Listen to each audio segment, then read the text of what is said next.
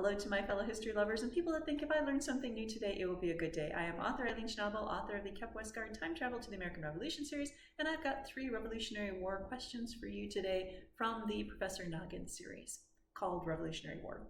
Number 1, which colony was the furthest south?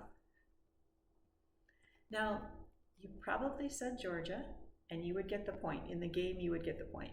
But what about Florida? So here in Wisconsin, we're starting to think about Florida because it's very cold here. I just started November. It's getting really chilly out.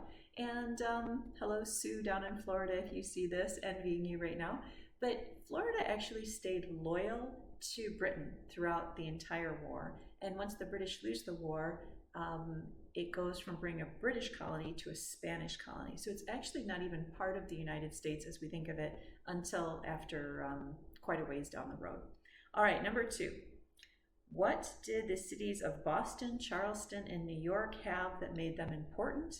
And that was harbors. And because of that, the British were targeting those harbors. So they get Boston pretty early on, if you remember, until Washington finally is able to kick them out. They control New York for a lot of the war. In fact, they still are controlling it when the war is over. But Charleston is the one I really didn't know much about. So it was really interesting to learn. The British tried twice to take it. The first time they're unsuccessful, the second time they are successful. So the first time, this was fascinating. I knew nothing about this. This was in 1776. And they go down and start bombarding a fort that was called Fort Sullivan at the time.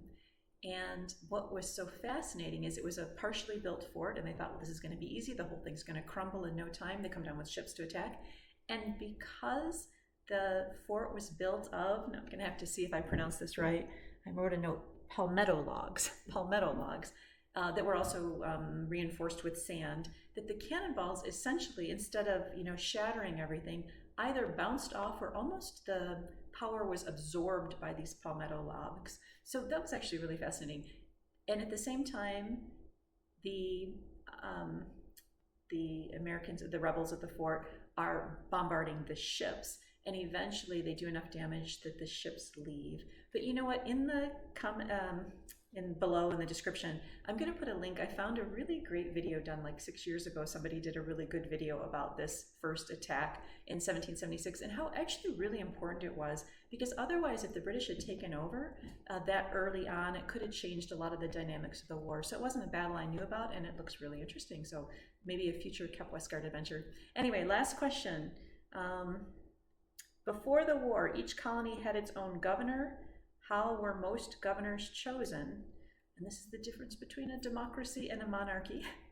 All of the governors were chosen by the king.